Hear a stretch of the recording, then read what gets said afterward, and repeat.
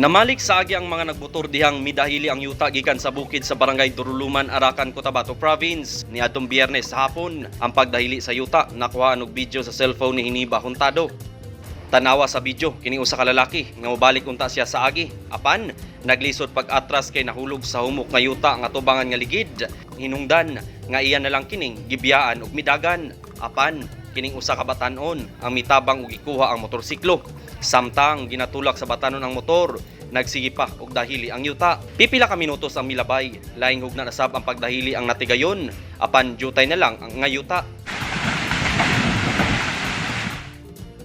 Sa pikas tampi sa landslide, natangkong sab kining usa ka van nga gingong midiretso ug hapit matabunan. Matod pa, mihumok ang yuta sa lugar tungod sa sigig ulan niadtong Biyernes.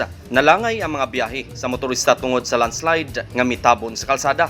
Maagian na ug balik ang kalsada human sa clearing operation. Walay hinuoy na report nga tabunan sa landslide. Marvin Revilla, Newsline Philippines, Province of North Cotabato. Stay safe.